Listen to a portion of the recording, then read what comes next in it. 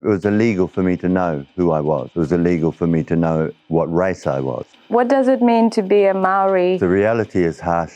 I had a really good Māori friend when I was at school. I'm not racist. It's hard to just pull back the blinds and see something a bit more.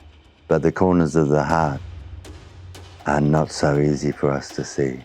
How we acknowledge who we are here and now. And I've just arrived in New Zealand. And I was like, oh, Peter is talking about sex in Matariki, I love it. I just advise people with whoever it is they love to just go home and to make love. What haka, what waiata, what silence. So for a lot of people, I was a pain in the ass. Pita Turei, dispossessed brown proletariat.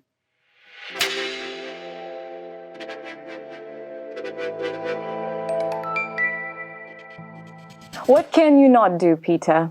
You dance, you build, you sing, you create stories, you share so many things. No, well, I had this belief as a child, because as a child, you know, as a ward of the state, I was taken from my parents' colonial thing, give them to white families, and the natives will assimilate. And so it was never a good situation, and mine wasn't. So I had to think for myself. And I couldn't have an education. So I thought, anything that has ever been done by a man or a human, I can work out because I'm a human. So there's nothing I can't work out if it's already been done by another human being. So I just took that attitude. From early age, like you were able to uncover, reveal all these layers or differences, you know, that lots of people seek. If my adoptive parents left me at home, they'd come home and I'd have the radio dismantled on the table because I'd want to know how it worked. That's so cool. And then I'll put it back together, and then I'll put it back together. And so I would do that with everything. That's so cool. To see how humans made things work, you know. So I learned things that way, and so with anything, there's no reason I can't learn it. Did you use the same thing with friends, with relationship? Like to understand, why I offended this person? Relationships, I'm not so good. No? Not so good on relationship. No, I'm still working on relationships. Cut the person and like, where's your soul? We're still working on that one. I don't know how much you traveled in your life. Like, did you travel a lot and seen different cultures? No, I very early on, like my teenage years, I just noticed most of my friends went to university and then immediately went overseas. And then the people around, I saw the people who'd come back from overseas, and all they did was recolonize their minds. And they robbed from this country the energy of youth. So I decided, travel, never. I'd stay here. And this is where I want to be, experience, and contribute. That's cool. So yeah, I decided very early not to travel. That's cool. But a few problems with the police. So I went to Australia for a year and went in the outback and but then later on as a filmmaker, well, I needed to go to Tahiti,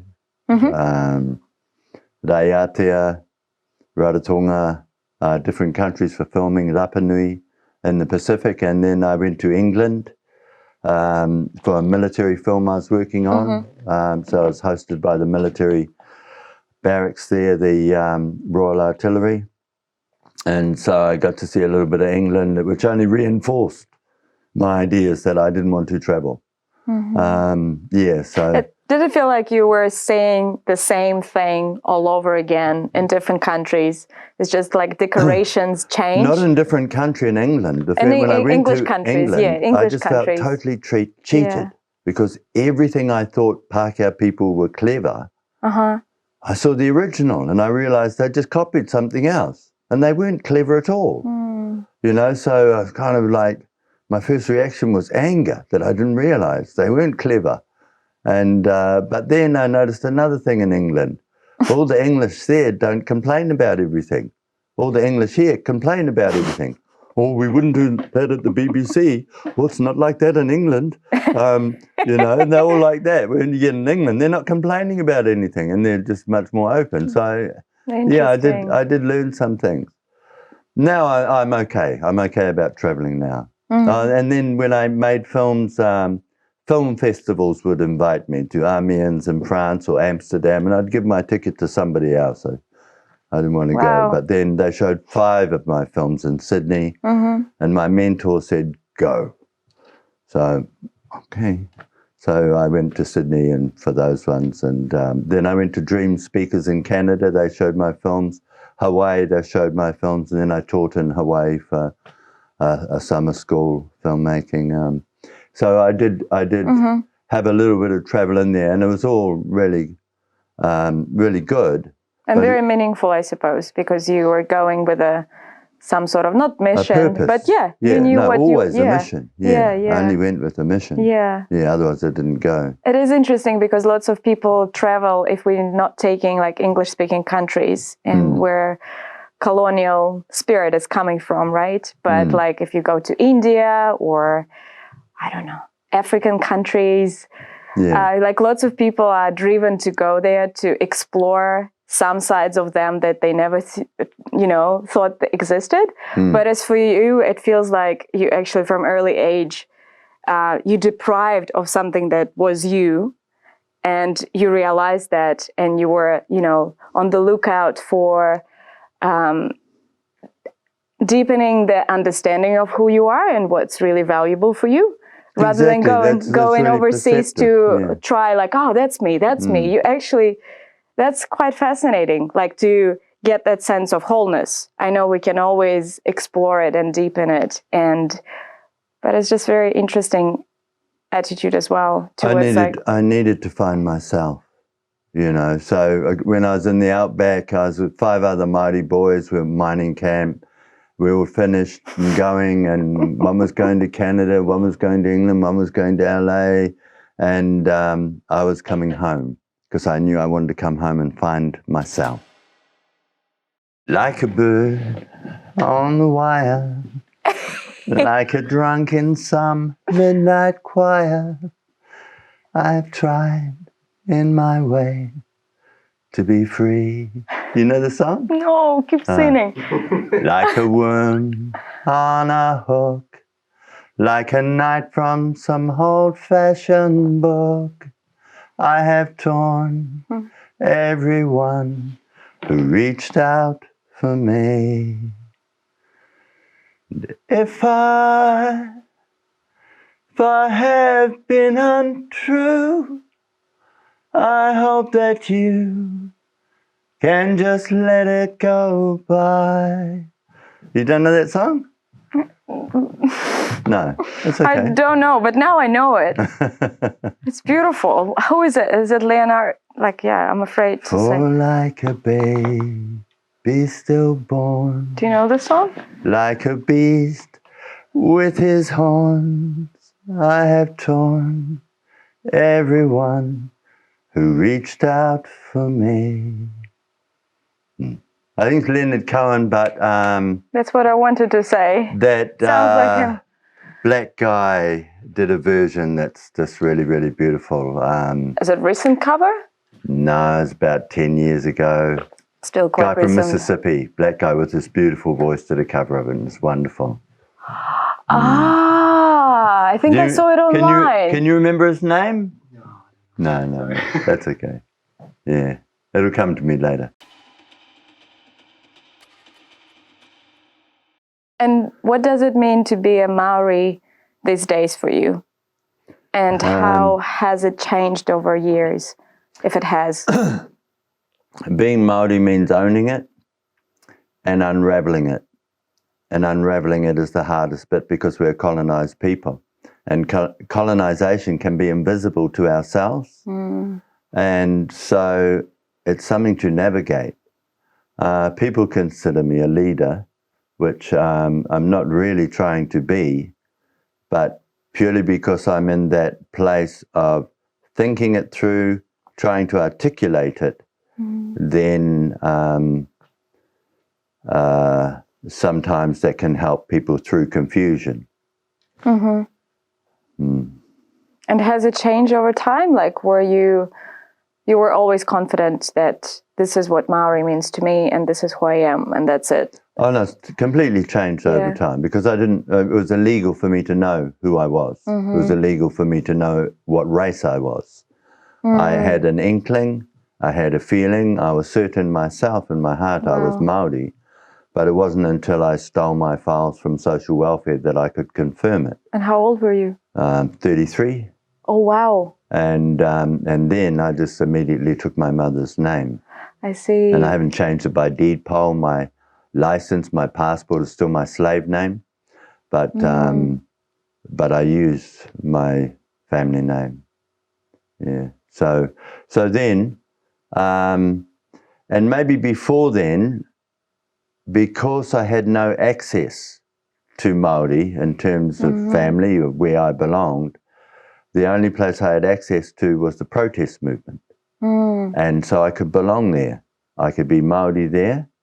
And I suppose in a way I became what you would call a born-again Māori. Yeah. And so I was really staunch on things I knew nothing about really, but I was, Deep down you knew that you I were wanted like to stand for something. And so, so for a lot of people I was a pain in the ass. But at the same time, and then once I found my family and such like that, and then I started channeling that into a more positive, proactive thing, I guess. And and it became probably more grounding feeling for you as well. Yeah, well, actually within 5 years of finding my family, I became the representative of my tribe. Yeah. And so then I was sitting in that place and being regarded by people in that place, which I kind of thought was a little bit silly in a way. People would think I had the mandate to speak for a tribe. Uh-huh. And in a sense, because no one else did, I had to say something. And if I said made sense, then it reinforced the idea that I was the person speaking for the tribe. And so, that just continued. Do you have a favorite Maori proverb or something that speaks to you at the moment? No. No? He kokonga whare e kitea, he kokonga ngā kau e kore e kitea. Which simply means the corners of the room we can see, but the corners of the heart are not so easy for us to see. Yeah. What does it mean to you?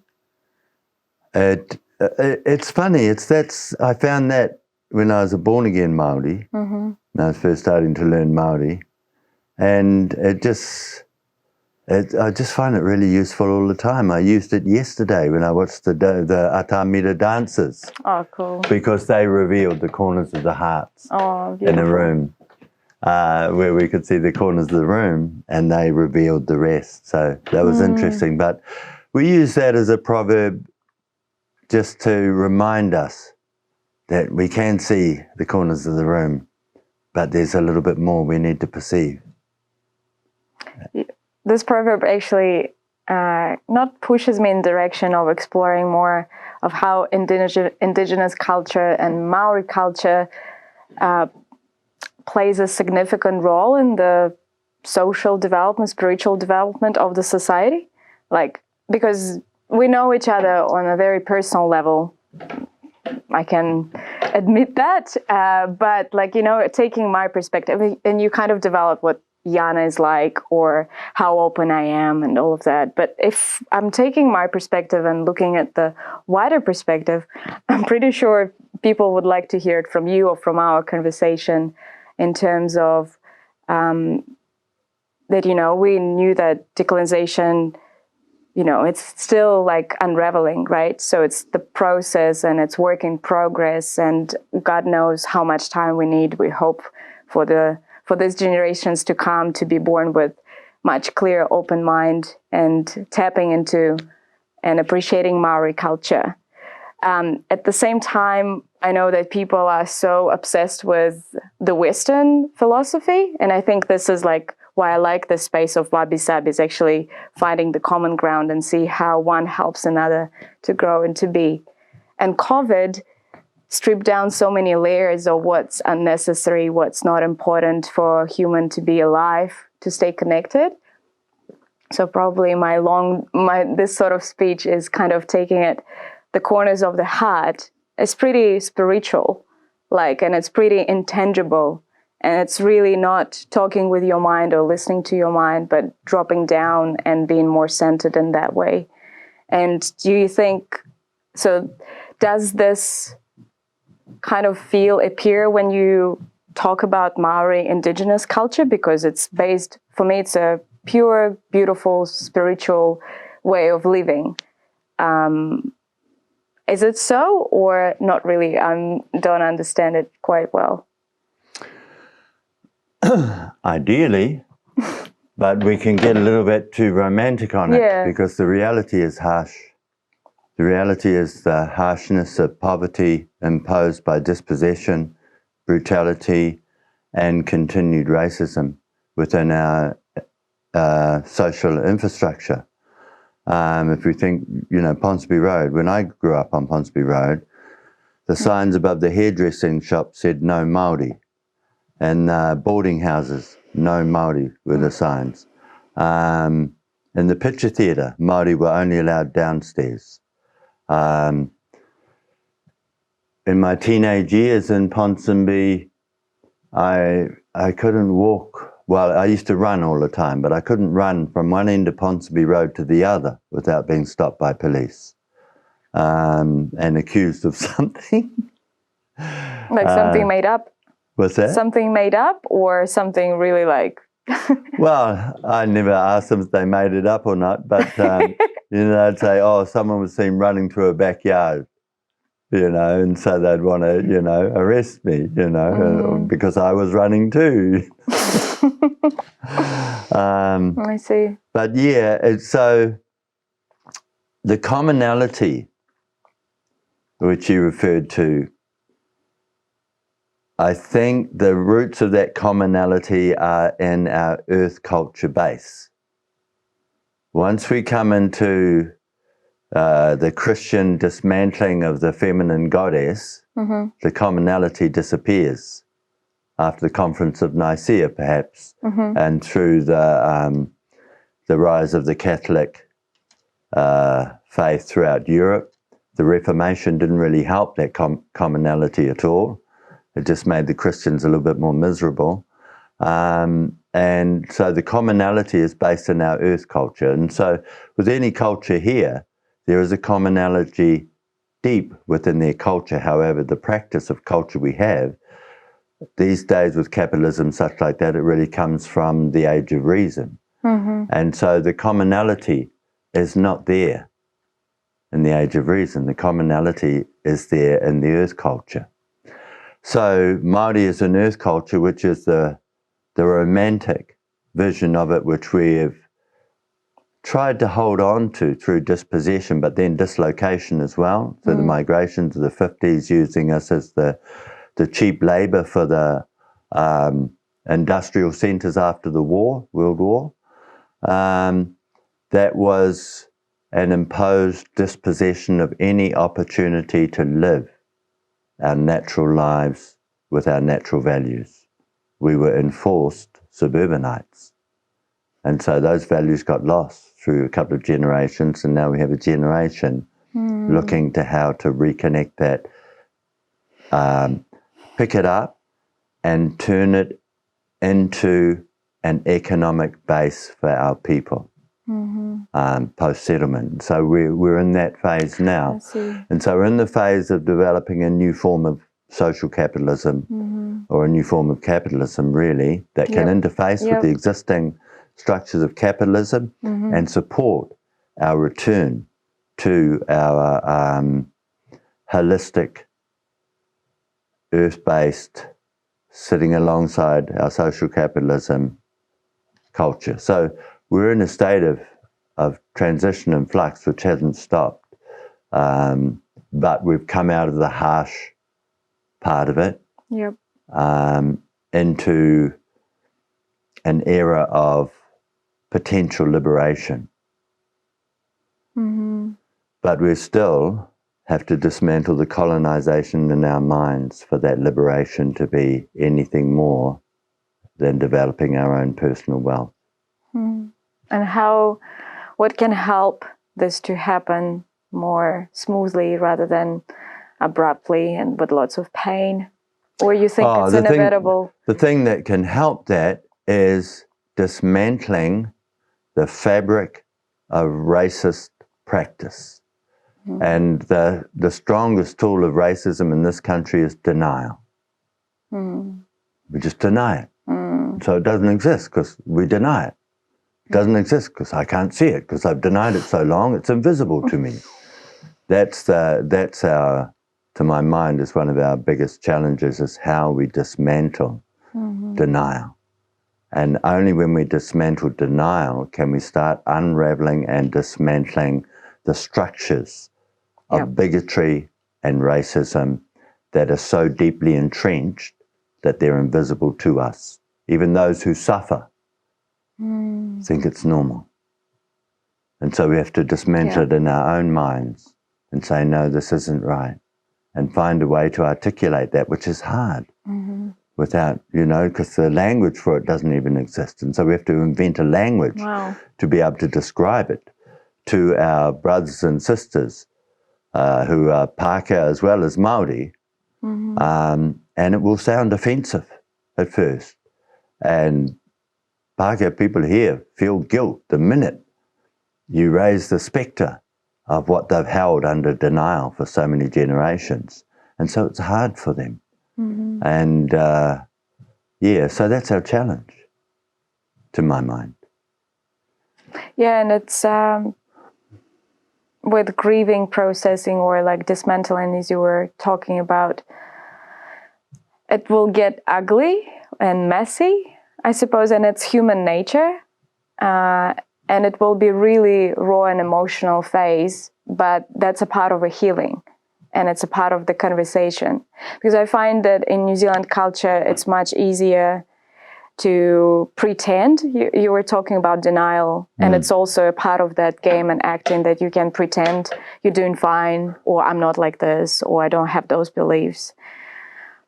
Because, with everything that happened in the world and in New Zealand and the history of New Zealand, you question this, like how people show up in their daily lives to actually catch themselves like, I've got that sort of mentality, like... A typical example. A lot of Pākehā friends I have, they'll say, I had a really good Māori friend when I was at school. I'm not racist.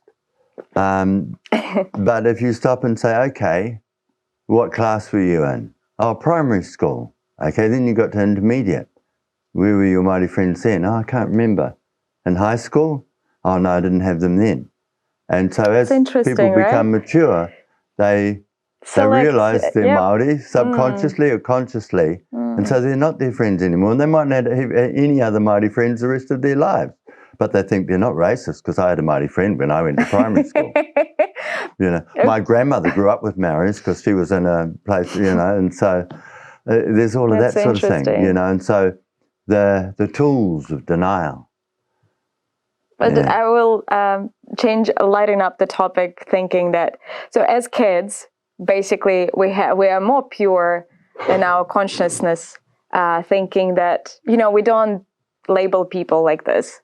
And then growing up, suddenly we have those social beliefs that are installed in us. And if we not wake up to our own truth, like, we can swear, right? Like, I don't give a fuck. Like, I want to be friends with a Maori. I don't even see him as a Maori. He's just my friend because the corners of the heart. Exactly. That's where I'm like leading, like, if we live in that, we can call it spiritual, but actually our own truth, we won't even need to have that conversation because you would just stick to this person. And maybe you will argue with the teacher, you will argue with your mom, you will argue with the other group mates, but you will be so true to yourself. And this is where I think this change or conversation can happen. Like when people will start making their own decisions rather than being brainwashed by what is acceptable. But it's a really hard choice. Yeah, well... Like for lots of people. It's not so much, well, it is a hard choice, but it's the consciousness that's hard. It's hard to be conscious if you're comfortable. And what you can see, it's hard to just pull back the blinds and see something a bit more, you know? And so taking ourselves into consciousness can be an uncomfortable place. And so, to my mind, that's the hard bit. And have you got another victim coming? Not to shut up, victim. Not today? Tomorrow. Yeah, no, I don't want to rush through those things. Oh, okay. Next. Yeah, no. Wait there. Yeah, you naked lady, just wait over there. We've got you, we'll put you in another room.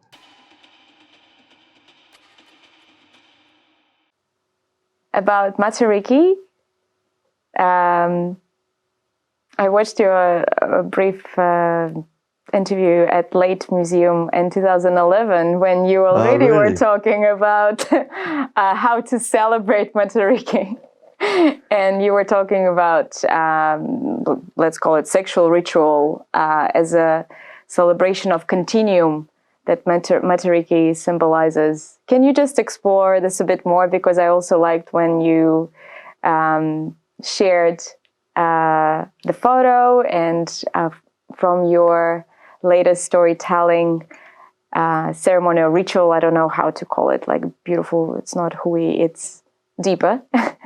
And you were talking about that, the best way to celebrate is to make love to the person you love. And it's a beautiful way, and I haven't heard it from anyone else. So can you just share a little bit more about that, why it's really meaningful, and how did you come to that understanding? Or maybe come, not the right word. You know, the fundamentals of Matariki is the end of one cycle of growth and the beginning of another. Now, the first thing we can observe is that there isn't a civilization on Earth that did not acknowledge this. So we are not unique in this. What is unique is our position on the planet. And so how that relates. Now, looking at our own practices, which were concealed, and it was very hard finding information 20 years ago, 30 years ago when I first started looking at this. And the sexual part came later, really. It was about the stars, it was about the land, it was about the taniwha, it was about the haka, it was about the waiata, our ways of acknowledging these different aspects, acknowledge the past, the dead, those who've gone on in the last year, how we do that effectively to release the grief within people, within ourselves, how we acknowledge who we are here and now in the place we are. And so our taniwha is part of that, our metaphysical entities, how we acknowledge them, what haka, what waiata, what silence do we acknowledge them with pre the dawn, and then coming into the light, acknowledging ourselves as the living coming into this new cycle of growth, sharing breath with each other in voice, in word, in story, keeping alive the narratives of history, of our spiritual history, our metaphysical history, and our romantic history, and our genealogies. And then when I started looking at other cultures as well, the notion of how to anchor ourselves or anchor the land back into its cycle of fertility and the different rituals around that. And so that seemed to me a key to unlocking how we've sanitized our rituals to satisfy the missionaries and to satisfy the anchors of our Christian faith today. And so we kind of stripped away a lot of the sexuality of things and a lot of the references to that procreativity is only safe within our language because we can't translate a whole lot of things without offending the Pākehā. But of course, then all the missionaries, and then the missionaries, learned our language as well. And so they reconstructed a lot of our things to make it palatable for them. And so the best way to search for those things in my mind is to search for those with the one you love. And so in our modern context, then I just advise people with whoever it is they love to just go home and to make love, you know, and to anchor themselves in that, with that, and to give themselves the time to do it. Take all of the breath of this dawn, this these acknowledgements, this recognition of entering a new cycle of life, and take that into your own personal propriativity. And then I think it will come. You know, I think it will, excuse the pun, but I think it will progress from that, and we'll discover how to dismantle the shutters of Christian ideology within our rituals and stuff, and find our way back to those things. And the freedom of being able to express those things without condemnation. No, it's really mature, wise, and it's very liberating. I think this is what I find. Yeah, because we don't talk about the society or like, you know, like this sort of rituals or the importance and the beauty and the deeper philosophy in that. And it just can be in that lovemaking act, you know? And it's just very humbling at the same time, and also takes you back to, let's come to the place of love, feeling it, making it, and then we can radiate it. Yeah, that's really cool. And what about the Maramataka calendar? Do you follow it? Do you rely on, like, not rely on it? Yeah, do you use it in your daily life? Or? Well, see, when I first studied celestial navigation, it just seemed so complicated. And I thought I have to simplify it for myself. So I decided to just use 2 stars, which is Matariki and Rehua, because one of them is in the sky. And if you can see either one of them, you kind of know where the rest are. So they're really good like that. And then the other one we have is the Southern Cross, which is like a clock, 24-hour clock, as well as a calendar, depending on where it is. At given times, it says what month it is. So, and the moon, when I first started looking at the moon, it just seemed so complicated. The moon is feminine.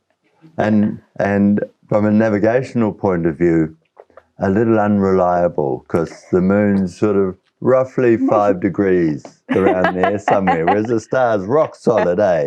You know, you're just there, you know, it's not, it's always going to be 28 degrees north of east, you know where you are.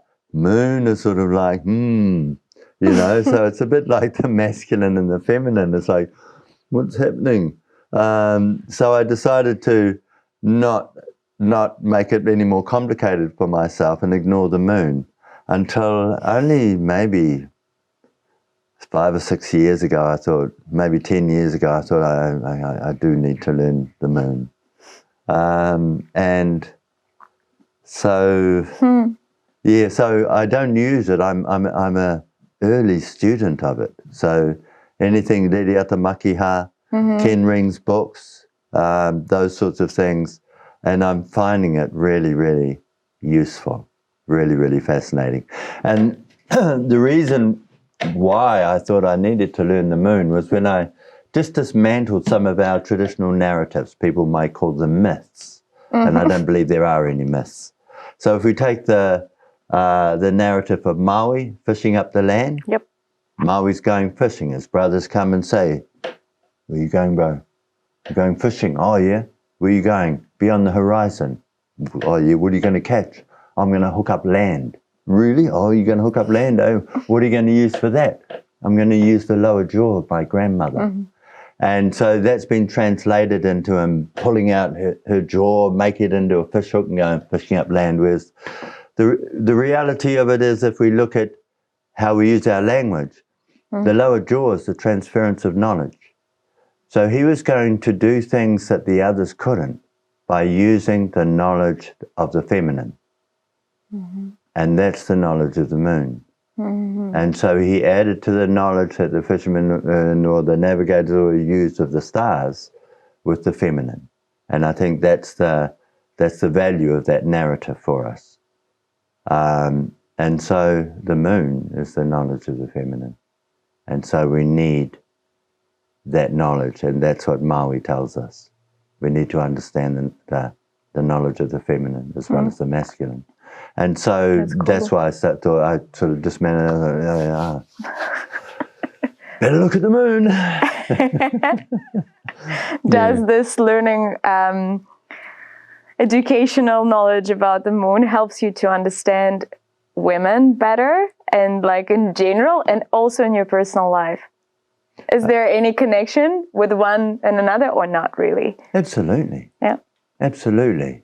Just as every drop of water is influenced by the moon, so are we. And women a little bit more than men. But also if we start, women can help us understand the influences of the moon on humanity. In our masculine, we're a little bit more shielded from it, in denial maybe. But if we're close to a feminine partner and we can see those influences, then we can start recognizing them in ourselves. And we can start recognizing how those influences may give us strength at some times for certain things, or may not give us strength. And so maybe we'll just leave that there till tomorrow, or till next week. So there's things like that. And so yeah, no, there's a value in it. In terms of relationships, it's early days. We'll still learning, right? Yeah, still learning. Totally. The learning never stops. Yeah. And that's good. But the other thing about the moon is you start to see how other things behave according to the moon. When the rats come out is according to the moon. And so it's quite simple to use the Māori calendar, sit outside on that night and you'll see rats. And so it's kind of underpins how significant it is and how everything around us is influenced by that. If we love plants and we understand plants and we grow plants, we'll start to see how the same things with plants and all creatures. Totally. And you've just said that you don't believe in myths. What do you mean by that? It's not that I don't believe in myths. I don't believe that there is such a thing as a myth. I think that's a demarcation of Christian need for power and control over every other culture on earth. So every other culture's narratives became myths. Whereas their stories, Moses pulled back the Red Sea so we could all walk through it and keep our gumboots dry. That's not a myth. You know what I mean? And so it's interesting. Yeah. Because I was also exploring why these myths or legends even exist in the world, when especially we're talking about indigenous cultures, because they make it, in my if I just strip back and look into the word myth, it's not truth, or it's trying to explain the truth, but in really how to say, not cosmic fairy tale language, but quite not real language, It's more like the story that might be true, might be not. And you can add other components to make it a more believable story, So I was like, why do we, because there's Greek mythology and we know it, but we can't translate the meaning to the modern society. But what Maori myths do, they can explain. And that's not myth. So it's more like it should be a different word, because we like myths because they might be not true. But if we're talking about the truth, how come it's myth? So you just basically answered my question, because I had it in mind, like, what's the relation? How can myth be adapted to modern society? How does it work? Because people want universal truth. They want how to connect to the land based on the ancient knowledge and wisdom. not something up in the air that can't be, you know, like that is, do you know what I mean?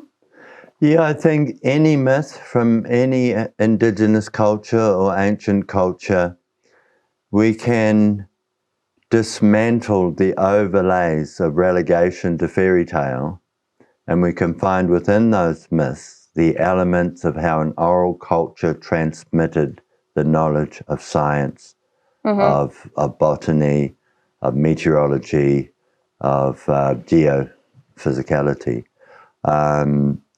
And for Māori, we're not so distanced from it. You know, it's only 5 or 6 generations, so I think it's not so hard for us. But all of those other ones as well, I think are the same. When we take a simple story like Maui's hook, Maui used his grandmother's hook to slow the sun down because the sun was setting too early. Whereas when we look in the sky, Scorpio, we call Maui's hook. And Maui's hook, when Maui's hook rises, it pulls the winter sun back up to the height of the sky, so the days are longer. So it's a narrative used to describe, to explain the progression of the winter sun through to the summer sun. And it's written in the sky. Do you know what I mean? So we can take any of those and just think them through that way and look at how they apply and relate and how they're useful for teaching science. And that's also original Maori storytelling, which is based on, because it's so eloquent, it's full of images, you know, and that's what I love attending your, how do you call them? Because they're not events, it's gatherings and celebrations and... there's observations? Observations. Yeah. It's like, I don't have, like, because event also has a certain name, like we can treat it differently. It's it's something special. And like how eloquently you can tell a story and you just embrace that whole Maori spirit within you of a proper storyteller. I think it's so important and beautiful to be in that space and in your aura. And also you add so much humor and you adapt it so eloquently to modern day, which I think this is like makes it very special and cool.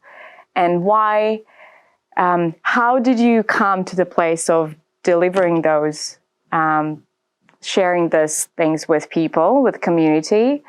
How did that happen? And why do you keep going? The first thing I just need to qualify what you've said. I'm only a fingernail of what our orators were in terms of that. Because I was a young man searching from the age of, 17 when I left my state ward situation to when I found my family, and I had no idea where to look.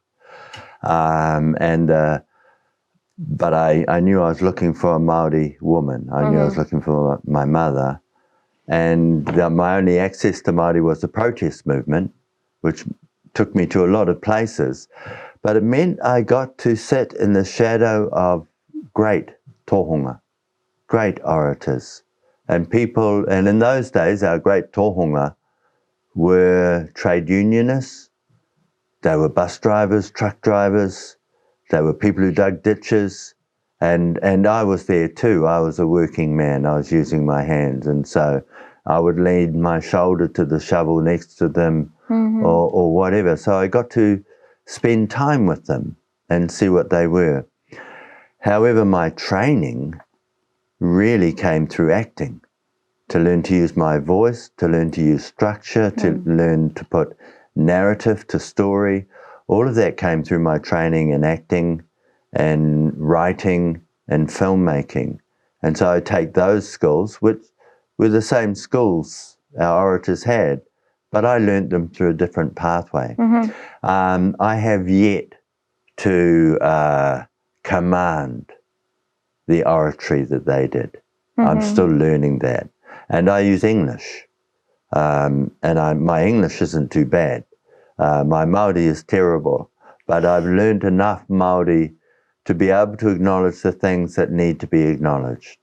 And so I do that through those rituals and ceremonies. that acknowledge those things, the dead, the land, the birds, the aitua, all of those sorts of things. So I take myself into that with all of the tools I can muster, all of the words and language, karakia and such, and then I bring it into English to be able to communicate to our population today. You know, if I keep it in Māori, I would be sort of cutting off half of the audience if they were all Māori anyway, do you know what I mean? And so I want my stuff to be accessible. Yep. And so I bring it back into English, because it's the language I'm in command of, and do it that way. Did that answer the question? I can't remember.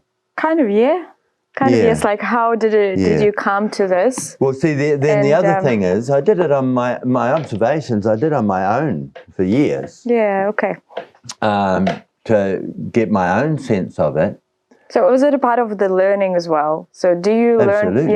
Yeah. Because after I was introduced to the practices of Matariki, which was over at Ngāra Papa, at Awhitu with Ngāti Te Ata, and they're from that side of the Manukau, and my bones are on this side. And so I thought, okay, where do we do it from here? And so I spent years just on my own, staying on different places and watching. And then I learned the stories, and then when I learned the stories, again, had to dismantle them, the colonisation of them. But I walked the stories, and that sort of revealed what was total bullshit or not. And then I'd walk the stories with groups of people, and I found if I walked the stories with the grandmothers, that was pretty good. But if I walked the stories with the grandmothers and the grandchildren, the grandmothers would reveal more because of the children being there. And so, you know, those stories became completely dismantled through that process. That's so cool. And then reconstructed back into the truth of those who are there. It's the truth of the grandmothers as well as the truth of the babies. You know, so that was my pathway to find what was real in this story. How do I cut out the bullshit? Yeah, that's because I wanted to kind of wrap up that part that this is your contribution to dismantling, really. Like, this is it one way how you see yourself serving that mission and helping the society to wake up to different state of mind, or I don't or you see have something else? I don't see myself as that. No, I see myself as someone who's still looking for my mother. I never found my mother. I'm still looking. And so it's not her form or whatever, because she died before I found who she was. It's her history. And so that's all I'm doing. But in the process of that, maybe all those other things as well. So that's the biggest But for me, I'm looking for how to belong. And I get in those things, and the pre-dawn and everything else, I find connections and I find affirmations. Usually from the birds, sometimes from spiders, sometimes from lizards. You know, when I was on my own and these things would happen, it would be, wow, you know. But then when I'm with a group of people and it happens, it's like, it's fantastic. It's a fantastic affirmation. You know, it just tells me I'm on the right path. That's cool. The other morning, rangi Matariki, you know, lit the fire, we started, I did all of the bits, I fire the bullets I think I should fire, you know, acknowledgements and stuff. And this tui just flew in behind my ear into the circle. Made everybody stand back a little bit and carried on. And, you know, it's all the affirmation you need, you know. Sometimes it might be a distant bird. Sometime, I remember once I did a karakia and there was a fight because somebody else wanted to do the karakia because there was bones involved. And so there's mana associated with it. And it's like, okay, you do the karakia. And they did their karakia, which was a Christian one. And then somebody asked, well, maybe you do your karakia and do it on that spot. And so when I did, 3 tui came and landed on the branch in front of us when I started the karakia. When I finished, they flew. And so you just get little affirmations like that to say, yep, you're on the right path. Keep going. You know, so those things are really useful. That's beautiful. Yeah. And being open and notice them, having that, you know, feeling to notice them. That's beautiful. I remember that we shared, like you shared a little bit of your background before, saying that that you were extra, like, okay, how to say, that you haven't had a woman for some time and it's very new to you. And it's like, and that was one of, when I asked about discoveries, I remember that when we chatted about that, there was a discovery. You like, actually, it's not a bad thing. I'm like, not saving myself, but like, I'm ready for something special to happen. That's what I felt, you know, like in your life. Yeah. And when I looked 2011 and I've just arrived in New Zealand, and I was like, oh, Peter is talking about sex and Matariki. I love it. It's just...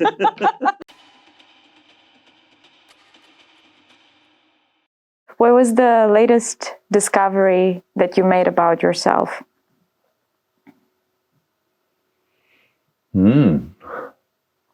Discovery about myself.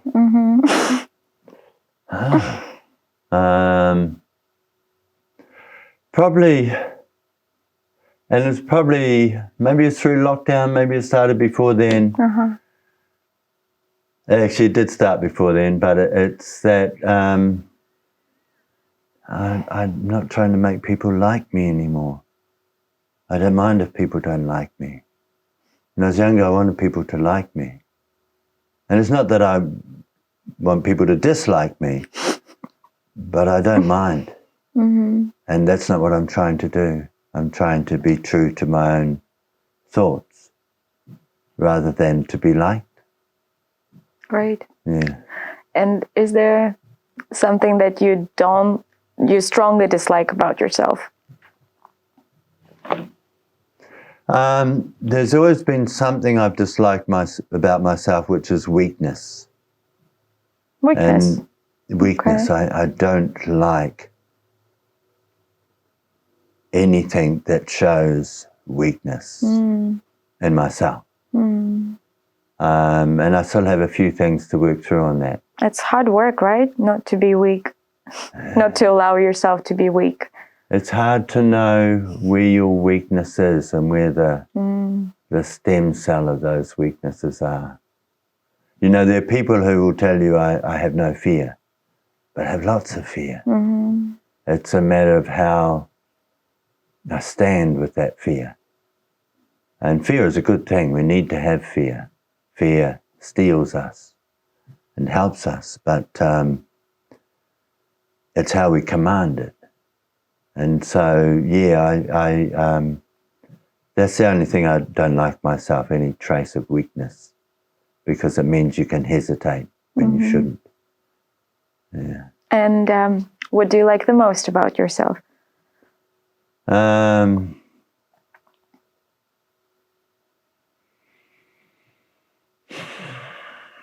don't know anybody, anything. I'm unbeholden to anyone. I owe no one anything, yeah. It's that, because it means I can stand on principle. It means I can stand for something. I'm not compromised by any debt, allegiance, or whatever. Yeah. I understand loyalty, and I have loyalty where I choose to have loyalty, and my loyalties are my choice. Some of the people I'm loyal to perhaps don't deserve it, but my loyalty is my choice, and so I stand with that.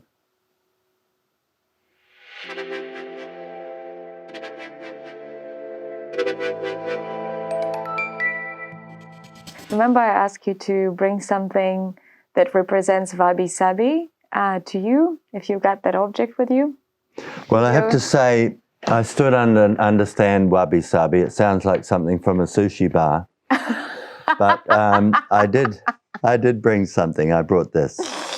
I saw this before. Wabi Sabi is a way to see the world in all its beauty, especially including imperfections, something that is incomplete, something that has a story, and you just don't throw it away, whether it's an object, relationship, your own self, trying to mask it just to fit in. So it's kind of a philosophical thought taken from Japanese monks, and it developed widely in the Eastern philosophy world in the design, philosophical, artistic way to see beauty in everything that is imperfect and like all the cracks and life through it. And the alternative way of, not the opposite way, is there is a lot of, there's modernism, right? And modernism is quite practical. It's not lacking spirituality, but it's quite practical, while Wabi Sabi is like this, hiddenness. So why did you bring this object? What does it mean to you? It's a whale tooth. Mm-hmm. It comes from a bull whale that beached on Karikari after a young woman disappeared, Elena Asher. Mm-hmm. And the local iwi, Te Kaura Amaki, took the jaw, and this was given to me by their rangatira, Te Warena Taua. And I just thought I would make a flute and then use it in our ceremony. So I've used this pretty much in all my ceremonies since then. Really to have an object that can have the provenance of being part of those things, and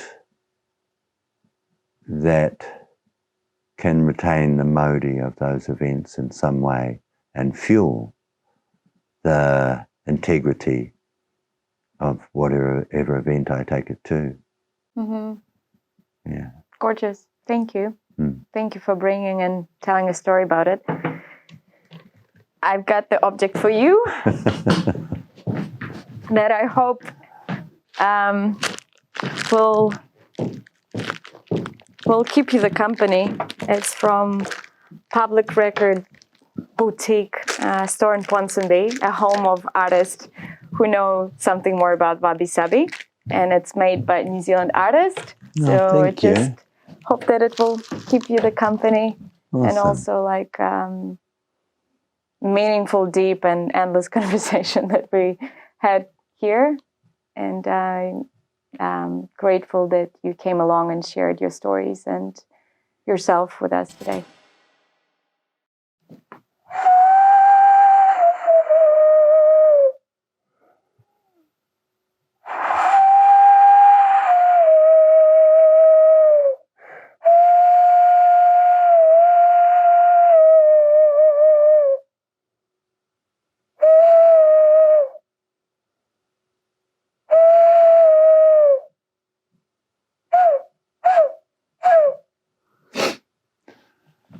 And I'm not very. Sounds like an ocean. Yeah, I'm not very good with it, but the birds don't seem to mind. Hey.